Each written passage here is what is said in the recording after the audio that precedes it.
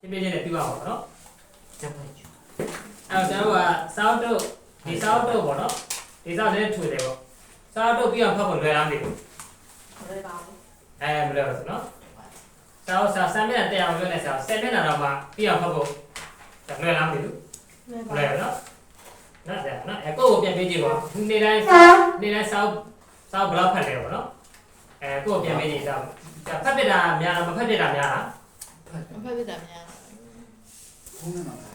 နော်ဆရာစာမဖတ်တဲ့နေရာများပါနော်ဒါဖုန်းနဲ့ပြရတယ်နော်ဖုန်းနဲ့ပေါ်လာတဲ့ခါကျစာဖတ်နေပါနော်စာအုပ်စာနေပါလေစာအုပ်တွေသိပြအောင်နော်အဲ့လိုလေးရှိတယ်နော်အဲ့တော့ဆရာစာအုပ်များဖတ်တာနော်စာအုပ်တွေကဆရာဆိုင်မှာနေ့တိုင်းထွက်လာတာဒီတရက်ပဲထွက်လာစာအုပ်တွေကနေ့တိုင်းထွက်လာနော်ကဘာမှာစာအုပ်တွေကတောက်ထွက်ပြရတာအများထွက်နေတာအများထွက်ဟုတ်တယ်နော်စာအုပ်တွေအများကြီးပဲဆရာစာအုပ်တွေအများကြီးဖတ်အောင်နော်အဲ့ဒီကြည့်ပါဟုတ်ပြီဆရာပြင်နံပါတ်45ရဲ့အောက်ဆုံးပိုက်လားအောက်ဆုံးပိုက်နော်အောက်ဆုံးပိုက် Thank you ဆရာကျွန်တော်ပြောကြည့်အောင် why I live there in terror Why I live there in terror that come nearer and I saw the one for their feet was just going to tear on me going to tread on me အဲ့ဒါလည်းမှတ်တာ tread နော်အဲ့တော့ tread on me ဟုတ် thank you ဟုတ်ပြီစာတန်းလေးဆရာအရှည်ပဲစာတန်းဘလောက်ရှည်ကြပါမင်းတို့တွေ့အောင်ရှာအဲ့တော့ခဏဘတ်ကိုကြည့်လိုက်နှလုံးဖြစ်တယ်လေးကိုမြင်တာစောမြင်တာအဲ့မှာလေးကမင်းဘက်လားစောမင်းဘက်လားစောမင်းဘက်နော်ဟုတ်တယ်နော်ဟုတ်နော်အဲ့တော့ဆရာတို့အခဏလေးစောရမင်းဘက်မှတ်တယ်နော်ရှေ့မှာလည်းဆရာတို့တွေ့လားကမ်နီယာအဲ့မှာကန်ရတယ်ဆရာမင်းဘက်တွေ့လားဘာကြောင့်လဲဆိုတော့ n နဲ့ဆက်တာကလမတ်မှတ်ရနော်ဘာမှတ်လို့ဆိုတော့ n နဲ့ဆက်တဲ့စာကြောင်းတွေကိုဆရာက combine ဟိုကတော့ခေါ်တာပေါ့နော် compound sentence ဘယ်လိုခေါ်လဲခင်ဗျာ compound sentence compound ကြီးပေါင်းတာနော် simple sentence နဲ့ကြောင်းပေါင်းတာကိုဆရာဘယ်လိုလဲဆိုတော့ compound sentence နော်ဘယ်လိုခေါ်လဲခင်ဗျာ compound sentence နော် simple sentence နဲ့ဆရာ clause နဲ့ထည့်ထားတာကြတော့ဆရာက complex sentence ဘယ်လိုခေါ်လဲ complex sentence ဟုတ်လားတာယူတော့လေးရဘက် I subject နော်they are ခင်ဗျာ adverb နော်ကျွန်တော်အဲ့မှာလှဲနေစဉ်တွင်တဲ့ interra ခင်ဗျာ interra ဆိုတာဘာ phrase adverb phrase ဆိုmanner အကြောင်းကြောက်နေကြပါ terra ခင်ဗျာကြောက်နော် terra ဟုတ်ပြီနော် the harvester can ဘာကိုရှာ can နော် subject က the harvester တော့ subject verb sentiment when နော်အော် near ကဘာပြလဲ place ဟုတ်တယ် near ပြနော်ကျွန်တော်အဲ့မှာကြောက်နေကြတဲ့လဲလျောင်းနေစဉ်တွင်တဲ့ဆိုတော့အဲ့တော့ကောက်ရည်သိန်းသူတွေကတဖြည်းဖြည်းနဲ့နေလာပါပြီတဲ့နော်အဲ့တော့ပြောကြည့်ပါဦးခင်ဗျာကျွန်တော်အဲ့မှာကြောက်နေကြတဲ့လဲနေစဉ်တွင်ကောက်ရည်သိန်းသမားတွေကတဖြည်းဖြည်းနဲ့နေလာပါပြီနော်ဟုတ်ပြီကောက်ရည်သမားနေလာပြီသူကလည်းကြောက်တယ်ဘာကြောင့်ကြောက်တာလဲကောက်ရည်သမားဘာလို့လဲဟုတ်ပြီဒဇင်ဘယ်လိုပါလဲဒဇင်နဲ့ဟိုနေ့ပြောရတယ် site site ဒဇင်နော်ဒဇင်ပေါ့တော့ဒဇင်နဲ့ကက်နေတာဒဇင်နော်လက်တက်တဲ့ဒဇင်ဘယ်လိုပါလဲ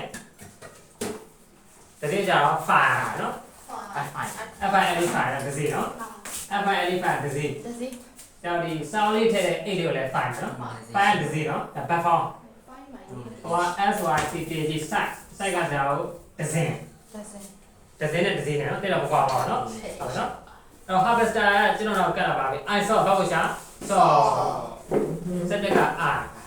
အဲ့တော့အမြင်နဲ့ဆိုတော့ object မလို့လားလို့တယ်နော်အဲ့ that clock ဘာclock object တွေက now clock ဘာလဲကောကိုရဲကောနော် I saw that ကျွန်တော်မြင်တယ် one of their feet were just going to အဲ့ဆိုအဲ့မှာဆိုမှတ်ကမှာ what to be was လေဟုတ်လားဘတ်လူပြီးတဲ့ going to ကဘာနဲ့တူလဲ where share နဲ့တူတယ်နော်ဒီမှာဘတ်လူပြီးတဲ့ going to ကဘာနဲ့တူလဲ where share နဲ့တူတယ်ဒါဆိုရင် where share ဆိုတာ main back မဟုတ် having back ဒါဆိုရင် having back ကိုမြင်တာ track နော်အဲ့ဒီဝင်းဝင်းဆိုတာပြည့်နံပါတ်45ဒီအောက်ဆုံးပိုင်းလေးပြည့်နံပါတ်45အောက်ဆုံးပိုင်းလေးပြီနော်အောက်ဆုံးပိုင်းလေးအဲ့မှာ track က main back နော် track ကမှတက်နေတာနော်တက်နေတာပေါ့နော်အဲ့ media object ပေါ့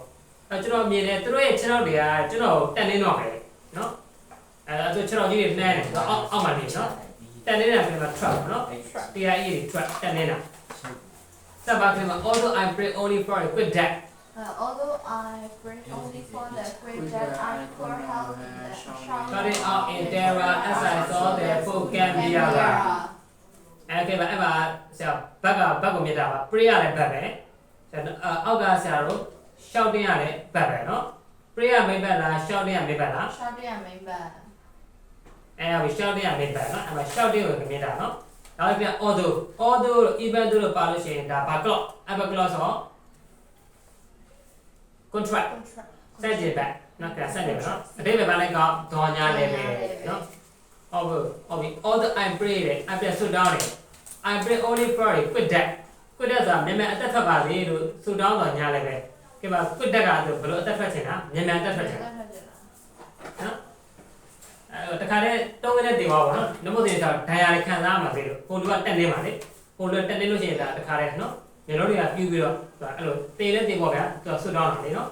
တေပါလေးလို့ဆွတောင်းတော်ညာလေးပဲ I could not have shouting ကဲအဲ့မှာဆရာမှတ်ကမှာ could not have black by energy တော့ cannot have black by energy သူကမလုပ်ရရင်မနေနိုင်ဘူးလေ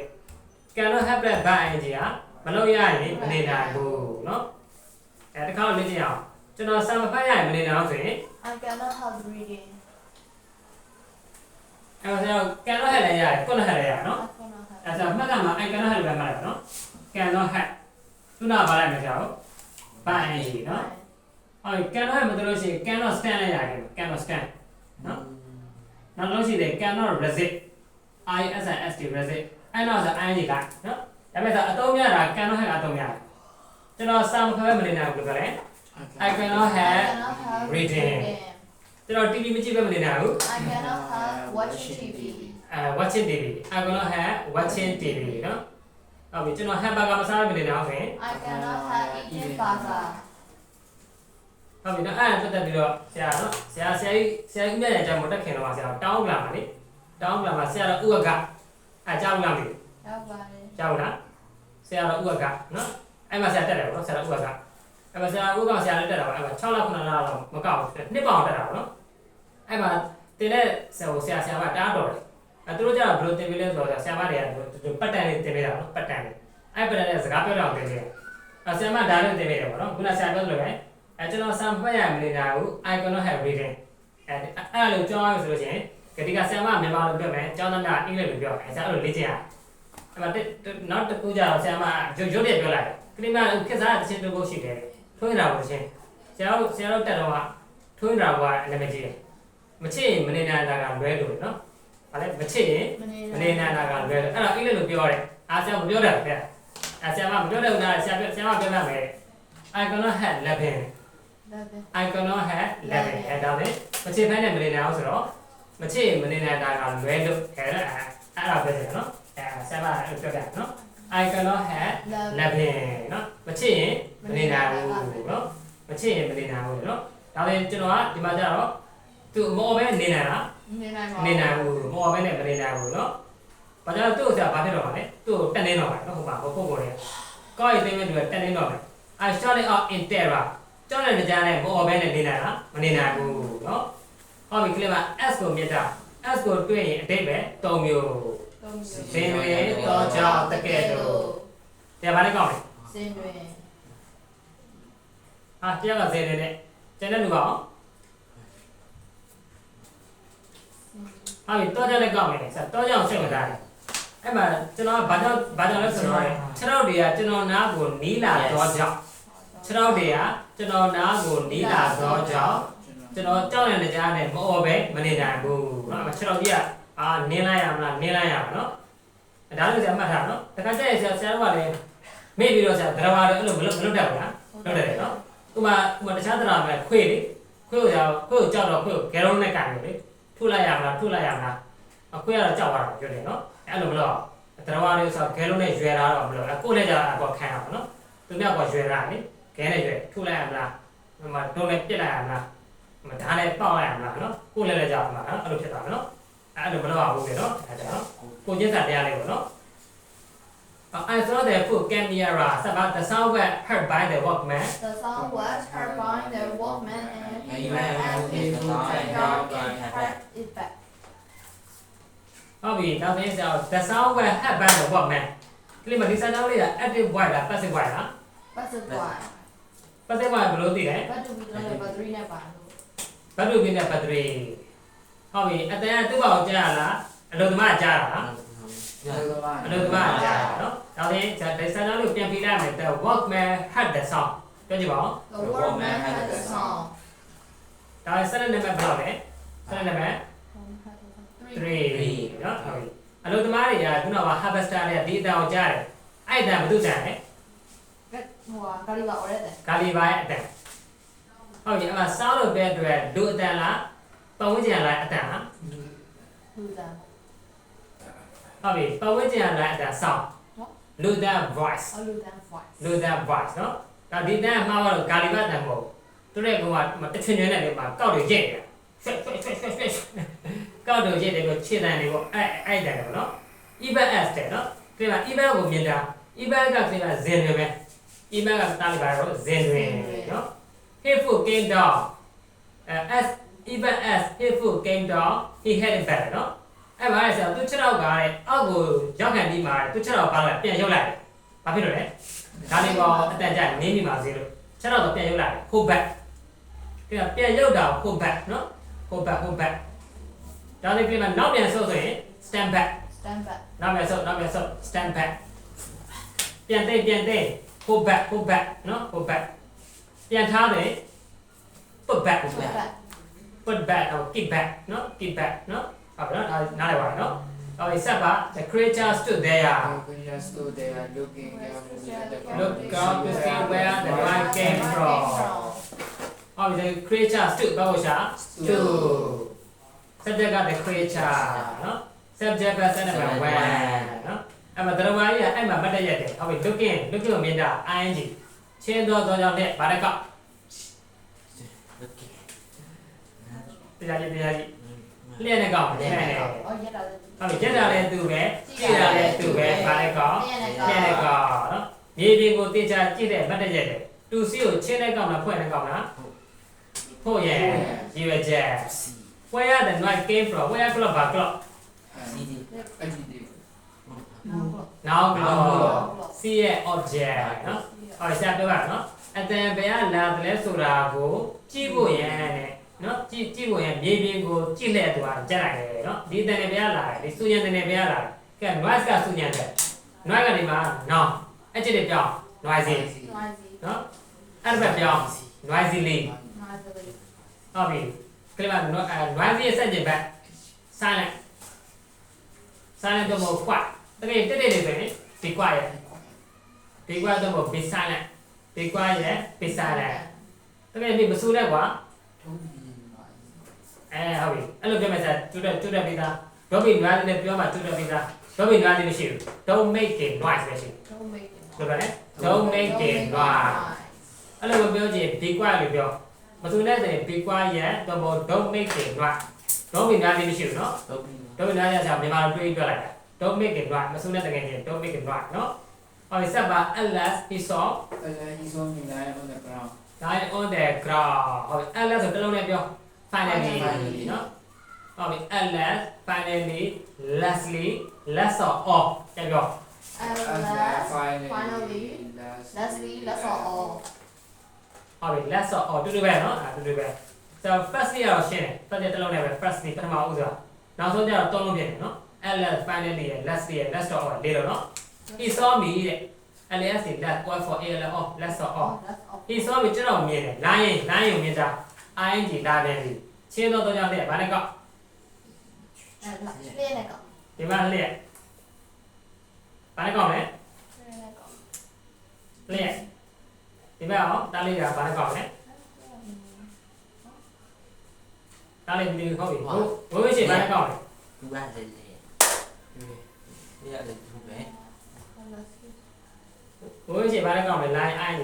ဘာနဲ့ကောက်လဲ Tôi này có. ဟုတ်ပြီတော့နဲ့ကောက်မယ်ရှိကမီကိုထုတ်ပြလေမီ Tôi ဒီ này. မှာ noun နဲ့ pronoun နဲ့ဘာလဲအမျိုးတွေ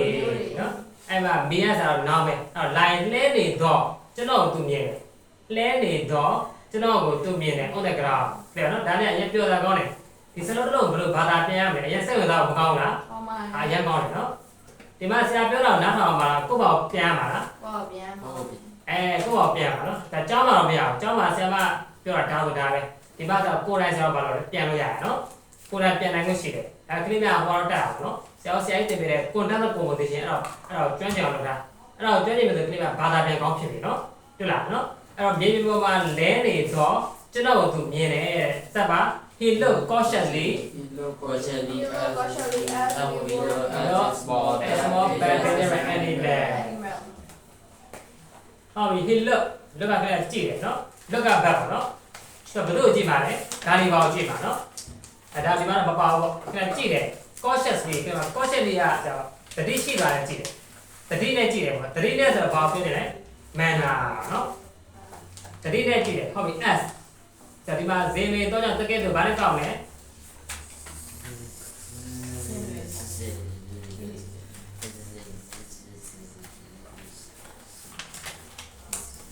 တော့ဘာလဲကောက်လဲဒီမှာတတိနဲ့ကြည့်တယ်နော် as we would look at small but big animal ဘာလဲကောက်မယ်ဇင်းတွေတော့ကြောင့်တကယ်တော့ဘာလဲကောက်လဲတားလိုက်ကောက်ဟုတ်ပြီတကယ်တော့လည်းကောက်မှန်တယ်နော်အဲ့ဘာလဲနေရာလုံးကကြည့်တာအပြန်လည်ကြည့်ရလေအပြန်လည်ကြည့်တယ်နော်အဲ့သူကလည်းကြည့်တယ်ပေါ့အဲ့သူကကျွန်တော်ကလည်းသူတို့ကြည့်တကယ်တော့သူကလည်းကျွန်တော်ကိုကြည့်တာနော်ဒါပေမဲ့ကြည့်ပုံချင်းတူလား မတူပါဘူး ဟိုပုဂ္ဂိုလ်ကြည့်တာဘာနဲ့ကြည့်တာတတိနဲ့ကြည့်တယ် ဒီနဲ့ သူ့ကိုမတန်လေးမရအောင်လို့ဂါလီကဘာနဲ့ကြည့်တာအကြောက်တရားနဲ့ကြည့်တာအမလေးကျွန်တော်နင်းလိုက်တော့ပြဿနာပဲကျွန်တော်ဣထွက်တော့မယ်နော်အဲ့တော့ကျွန်တော်ကြည့်တယ် as we look at small အဲ့နော် small but dangerous animal နော် as we look အဲ့နော်အဲ့တော့ဘာကိုကြည့်တယ်လဲဆိုတော့ကျွန်တော် dangerous animal ကိုကြည့်တယ်လို့ပဲကျွန်တော်ကြည့်လိုက်တယ်ပေါ့နော်သူကလည်းကျွန်တော်ကြည့်တယ်တတိနဲ့ကြည့်တယ်ပေါ့ပြင်ပါဒီမှာဆက်ရှင်းပြနေတာ caution လေးပေါ့ caution လေးက advert သူ့ adjective က caution တတိထားတယ် caution လို့ပြော be caution တတိထား be caution တတိထားနော် adjective နော် be caution နဲ့တူတာဆို be mindful တတိထား be mindful နော်ပြင်ပါ caution ကိုကျွန်တော်နောက်ပြောင်း caution တတိနော် caution တတိနော်ဆိုတော့တချို့သောနေရာတွေမှာရေးထားတယ် caution တတိတတိကာနာစုံနေအဲကြောက်လို့လားတတိ caution တတိထား caution နော်အ caution တတိနော်ဟုတ်ပြီနော်အဲ့ဒါဆို caution ကြည့်ပါမယ်နော် dangerous animal ကိုကျွန်တော်ကြည့်တယ်ပေါ့ဆက်ပါ then with two finger One, two finger inside Say your waist. around that way, in the next moment, I was in the next moment I will hang high above the ground like a fly head by an elephant ဟုတ်ပြီ thank you ဘတ်ကိုရှာ six see back here subject နော် here object နော် subject ပဲ object ဆက်နံပါတ်3အဲ့တော့ကျွန်တော်ဖတ်ဆုပ်လိုက်တယ်က see ရဆိုမြန်မာစကားဆွဲစီလိုက်တယ်လေဖတ်ဆုပ်လိုက်တယ်တော့ကျွန်တော်ဖတ်ဆုပ်တယ် with two finger ဘာ phrase ever phrase ဆို manner ဘယ်လိုဖတ်လိုက်လဲလက်နှစ်ချောင်းနဲ့ဖတ်လိုက်လက်နှစ်ချောင်းဒါမျိုးလေနော်လက်တစ်ချောင်းနဲ့ဖမ်းတာနာအောင်လားမနာအောင်လားမနာအောင်ဒါမှမဟုတ်နာအောင်ဒါမှလည်းမနာအောင်နော်လက်တစ်ချောင်းနဲ့ဖမ်းလိုက်တယ်နော်အဲ့ဒါဆိုဒီတရုတ်လူမျိုးတွေကထမင်းစားဘာလဲစားလဲ ထုနဲ့စား တူနဲ့စားလေတူလေးနဲ့စားညက်လေးစားမနာအောင်ပေါ့နော်အသားရမကြေွားဘူးပေါ့နော်အဲ့ဖမ်းလိုက်တယ်အဲ့တော့ပြီးရ round the waist တဲ့ကျွန်တော်ရခါနာနေပြီးတော့လက်တစ်ချောင်းနဲ့ကန်လိုက်တယ် in the next moment အဲ့တော့ခဏလေးကြာဟောတဲ့ I will head high ကစားလို့active ဘာလား passive ဘာလား ဆက်သွား passive ဘာနော်သူ့အပေါ်မြောက်ထားတယ်သူ့ဘာလို့မြောက်တာလားဟိုလူကမြောက်တာလား ဘုရားမြောက်တာ မြောက်ခြင်းခံတာလေးစားတော့က subject ကစားတော့ခုနကပြောခဲ့တယ် the creature နော် the creature whole height me ပေါ့ the creature whole height me နော်creature ကျွန်တော်အပေါ်မြောက်တယ် above the ground မြေပြင်ထက်ကနေမြောက်လိုက်တယ် like a fly ဘာ phrase ever phrase ဆို manner ဟုတ်ပြီကျွန်တော်ရင်ကောင်လေးတစ်ကောင်ကဲ့သို့အပေါ်မြောက်ထားတယ်အဲ့မှာ head ကိုမြင်တာ head ကဆိုတော့ EDM ပတ်တွေတောနဲ့ကောက်မလားလျှက်နဲ့ကောက်မလားဟုတ်ပြီအထက်မှာလျှက်ကျန်တဲ့လူကဘာနဲ့ကောက်ပါလဲဟုတ်ပြီတောနဲ့ကောက်မယ်ရှာ fly ကိုထုတ်ပြရင်ကောင်ထုတ်ပြနော် အဲ့တော့မသိရင်စင်တကောင်ကနေပြီးတော့ရင်ကောင်စင်တကောင်ကကန်ထားတော့ရင်ကောင်တကောင်လို့ကျွန်တော်မြှောက်ထားတယ်နော်စင်နဲ့ရင်ကောင်နဲ့အဝေးပဲနော်အဲ့စင်ကနေပြီးတော့ရင်ကောင်လေးကိုကန်ထားတယ်လို့ကျွန်တော်ဟိုလေကန်ထားပါတယ်နော်ကဲ fly ရင်ကောင်ပေါ့ကဲနောက် fly ကိုရင်ကောင်နော်အဲ့ back နဲ့တော့ fly ဆိုပြန်ပြီပေါ့ဘာ1က fly ဘာ2က flew ဘာ3က flow ဘာ2က flying ကောက်ပြပါ fly flew flow flying နော်ဟုတ်ပြီဆိုလေကြောင်းခီးစဉ်ကြတော့ fly လို့ခေါ်တယ်လေကြောင်းခီးစဉ် fly နော်တကယ်မြေလေမယ်စီးကအဆင်ပြေလား do you have a good fly do you have a good fly နော်အဲ့ fly လို့ပဲဆိုတော့ one ear ပေါ်လာ flyer flyer တဲ့ဘယ်လိုမျိုးရှိလဲ flyer ပြန်တန်းသူနောက်တစ်မျိုးကျတော့ဆို flyer ဆိုတာရေမက်ချက်ကြီး so my brother is a high flyer ဘယ်လိုလဲ high flyer နော်ဆရာရေမက်ချက်ကြီးမှသူဘယ်လိုခေါ်လဲ high flyer နော်အဲ့တချို့တော့ဆရာမြန်မာဝိသုစာအုပ်တွေမှာပါတယ် high flyer ဆိုတာအမြင့်ပြန်ငှက်အဲ့လိုလည်းပြတာအမြင့်ပြန်ငှက်ဆိုရေမက်ချက်တားကြည့်တာဆရာနော်ရေမက်ချက်တားကြည့်တာဘယ်လိုလဲ high flyer နော်အဲ့တော့အမ fly ဆိုရင်ကောင်ပေါ့ဒီမှာရင်ကောင်နဲ့ပတ်သက်ပြီးတော့အားလုံးမှာ fly သုံးမရှိတယ် fly ဘယ်လိုမျိုးရှိလဲ 3 မျိုး 3မျိုးနော်ဟုတ်ပြီ3မျိုးအိမ်မှာရှိတဲ့အိမ်မှာအစားအသောက်ကိုနားတဲ့အကောင်လေးဘာလို့ခေါ်လဲဘာ fly လဲ home fly နော်ဒါ fly သုံးမရှိရနော်အိမ်မှာအစားအသောက်တွေကိုနားတယ်နော်အီးပုံတွေကိုနားတယ်အဲ့ကောင်လည်းဘာခေါ်လဲအဲ့ကောင်ရင်ကောင်ဘယ်လိုခေါ်လဲ hot fly နော် ဟုတ်တယ် hot fly နော်ဟုတ်ပြီဆိုခန္ဓာကိုယ်ကရှည်လေးပဲပြန်လို့ရှိရင်ဝီးဝီးမိတယ်အဲ့ကောင်じゃဘာ fly လဲ dragon fly dragon fly အဲ့ကြောင့်ရင်ကောင်အဲ့ကြောင့်ပါလေ ရင်ကောင် အဲ့ရင်ကောင်လို့တောက်ပြီးတော့မှငကားရင်ကောင်တော့တောင်းရတယ်နော် dragon fly ပစင်ဖေးကမီးလေးနဲ့အကောင်ကြတော့ firefly အဲ့ကြောင့်firefly ဖေးမီးလေးနဲ့ကောင်ဘယ်လိုလဲပို့ဆိုယူပဲပို့ဆိုယူတော့ဘယ်လိုခေါ်သေးလဲ glow one အဲ့ glow one ပို့ဆိုယူ glow one ပို့ဆိုယူစား fly ဆိုတော့အောင်ရှင်နော်အဲ့တော့ fly နော် fly တော့အောင်နံပါတ်1ကဆို hot fly အဲ့ရင်ကောင်နော်ဒါကြောင့်မလို့ဆရာတို့တချို့သောရွာတွေမှာဆိုတော့လေခင်မမီတဲ့ခါကျတော့အိမ်သားတွေကရင်လုံးလား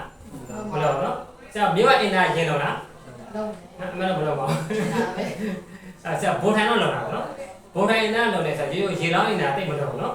အဲ့တော့ရေလုံးအိမ်သားဘယ်လိုခေါ်လဲဆိုတော့ fly proof toilet ဘယ်လိုခေါ်လဲ fly through toilet အဲ့တော့ fly proof toilet နော်အဲ့ဒါစောင်းတော့တွေမှာဖတ်ဖို့တာပေါ့နော် fly proof POILED toilet နော်ရေလောင်းအိမ်သားပေါ့နော်ဘယ်လိုခေါ်လဲ fly proof toilet မှတ်ထားနော်ရေလုံးအိမ်သားဘယ်လိုခေါ်လဲ fly proof toilet ရေလုံးအိမ်သားနော်အဲ့ဒါမှတ်ပြီးမှဆရာမတခါပြောသေးတယ်လေရေလုံးဆိုမြန်မာရုပ်ရှင်ကားထဲမှာပါတယ်မှတ်ပြီးမှအဲ့တော့ဒီမှာလူတစ်ယောက်ကသွားပြီးတော့တက်မြောက်မှာထိုင်ပြီးတော့အသေးရုပ်သုံးပြီးကျွန်တော်သားလေးကနော်အမအသေးတက်မြောက်မှာဤပါအတွက်သားလေးဝင်ပြူပါနဲ့သားလေးနေမကောင်းဖြစ်တယ်လေအဲ့ဒါရုပ်သုံးကြီးပေါ်လာတယ်လေအမင်းတောင်းတော့ကကိုခင်ပြတာကိုယ့်ဘာကိုမစင်ဆုပ်ပြီးတော့ဘိုင်းနာတာငါနဲ့ပါဆိုင်တယ်ငါလို့တာမဟုတ်လေဒါနဲ့တားတဲ့ဘာတက်ဖြစ်တာအမင်းကတွေ့နေဤပါတဲ့ခါကျတော့အဲ့တော့ရင်ကောင်လေးကလည်းဤဘုံကနာဟိုးရှောက်နာတော့ဘိုင်းနာတော့ဗောလေဒါကျွန်တော်ဘာလို့ရမလဲအိမ်ပြန်နဲ့ရင်လုံးအိမ်သာဆောက်ပေါ်သွားတယ်နော်ရင်လုံးအိမ်သာကိုရင်လုံးမလို့ကြည့်မလို့ရင်ပြင်ပေါ့ကွာအဲ့ဒါဒီလိုစီကဘာဆောက်ခိုင်းတာရင်လုံးအိမ်သာဆောက်ခိုင်းတာနော်အဲ့ပါလားနော်ရင်လုံးအိမ်သာအရေးကြီးရင်လုံးအိမ်သာနည်းနည်းရမို့ဆရာလူရင်ချင်းမှုကိုပြောင်းလဲသွားတာဘာကြောင့်လဲရင်လုံးအိမ်သာနော်တို့လူတွေကရင်လုံးဆိုတည်တယ်နော်အဲ့တော့ဆရာလူတွေဝိုင်းရောက်ကြောင့်တည်တာအကောင်နှမျိုးကြောင့်တည်တယ်နံပါတ်1ကရင်ကောင်နောက်တစ်ကောင်ကပါလေကြွက်နော်ဆရာတက်ကြောက်ရနော်ပလိယောဂါကြောက်ရနော်ပလိယောဂါအဲ့ကြွက်ကဖြစ်အဲ့ကြွက်နဲ့ရင်ကောင်ဒုက္ခဖြစ်တယ်နော်အဲ့ဒါကောင်ကတွေ့လို့ရှိရင်ကောင်းမှုဆက်ဆံပါနော်ဟောဒုက္ခဖြစ်နော်အဲ့ဒါလည်းဆရာတို့ဘာဆက်ဖြစ်လဲဆရာ see you tomorrow နာနော် thank you take a breath အရင်ကပြန်ဖတ်နော် thank you